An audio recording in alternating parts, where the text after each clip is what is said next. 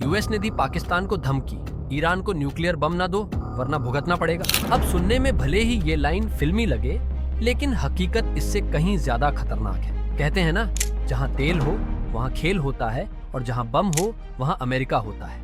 अब इस बार अमेरिका की आंखें सिर्फ ईरान पर नहीं बल्कि पाकिस्तान पर भी तनी हुई हैं, क्योंकि कुछ रिपोर्ट्स में ये बात सामने आई है कि पाकिस्तान जो खुद की माली हालत सुधार नहीं पा रहा, अब ईरान को चुपचाप न्यूक्लियर टेक्नोलॉजी देने की फिराक में है और यहीं से अमेरिका का पारा हाई हो गया है। एक तरह से कह लो भूखा शेर। अगर हथियार बेचने लगे तो जंगल का संतुलन बिगड़ता ही है। अब सीधी बात, अमेरिका ने पाकिस्तान को खुलेआम चेता दिया है, अगर ईरान के न्यूक्लियर बम में तुम्हारी उंगली मिली तो फिर मत कहना कि बताया नहीं। तो सवाल ये है, आखिर पाकिस्तान को क्या जरूरत पड़ गई कि वो ईरान को टेक्नोलॉजी देने चला है? भाई थोड़ा इतिहास खंगालो। 1990 में डॉ अब्दुल कदीर खान वही इंसान थे जिन्होंने चोरी छिपे नॉर्थ कोरिया, ईरान और लीबिया तक न्यूक्लियर टेक्नोलॉजी पहुंचाई। अब वही नेटवर्क फिर से एक्टिव हो रहा है, बस इस बार नाम नहीं लिए जा रहे, काम चुपचाप चल रहा है। अब यहाँ एक बात और सोचो, पाकिस्तान ये सब क्यों कर रहा है? सिर्फ इसलिए कि उसे ईरान से कोई भाईचारा निभाना है? नहीं यार, दुश्मन दोस्त वाली पॉलिटिक्स का पाकिस्तान जानता है कि अमेरिका और ईरान एक दूसरे के खून के प्यासे हैं, और ऐसे में अगर वो ईरान का भरोसेमंद पार्टनर बन जाता है तो उसका इंटरनेशनल रोल अचानक बहुत बड़ा हो जाएगा। और शायद ये वही लीडरशिप वाला एहसास है जिसकी तलाश में पाकिस्तान हमेशा रहता है। मगर बात यहीं खत्म नहीं होती। अब अगर अमेरिका ने इतनी कड़ी धमकी दी है तो उसकी वजह क्या है? तो चलो इसे भी डिकोड कर लेते हैं। अमेरिका को डर है कि अगर ईरान ने न्यूक्लियर बम बना लिया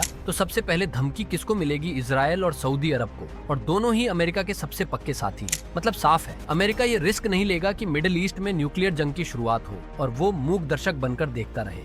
इसलिए पहले ही दिन मारो जब सांप अंडे में हो वाली स्ट्रैटेजी अपनाते हुए अमेरिका ने पाकिस्तान को घूरना शुरू कर दिया है। अब कुछ लोग कहेंगे कि शायद ये सब अफवाह है, लेकिन नहीं, इस बार केस सीरियस है। इंटरनेशनल मीडिया रिपोर्ट्स, CIA की ब्रीफिंग्स और हाल ही में पाकिस्तानी वैज्ञानिकों की ईरान यात्राएं, सब कुछ इस थ्योरी को पक्का कर रहे हैं कि कुछ तो पक रहा है, और वो भी खामोशी से। अब यहाँ कहानी में एंट्री होती है चीन की, और यही ट्विस्ट इसे इंटरनेशनल थ्रिलर बना देता है। चीन चाहता है कि अमेरिका की ध्यान इंडो पैसिफिक से हट जाए और वो मिडिल ईस्ट में उलझा रहे।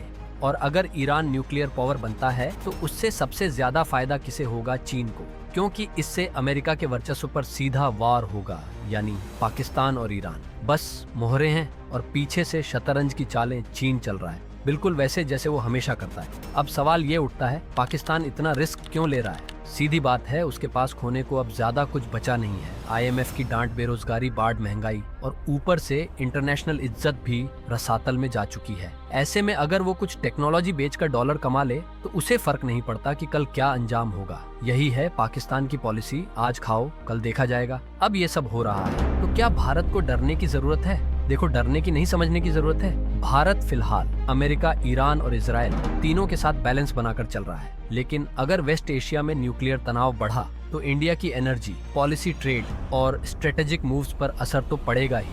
मतलब साफ है, अगर घर के बाहर आग लगी है तो खिड़की बंद करने से ही काम नहीं चलेगा, पानी भी तैयार रखना पड़ेगा। तो आखिरी बात ये है दोस्तों, जो जहर दूसरों के लिए बोते हैं कई बार वही उनके गले की फांस बन जाता है। अगर पाकिस्तान ने ईरान को न्यूक्लियर बम देने की गलती की तो अमेरिका की आंखों में आंखें डालने की हिम्मत उसे भारी पड़ेगी। और ये सिर्फ एक धमकी नहीं, ये अगली जंग का ट्रेलर हो सकता है।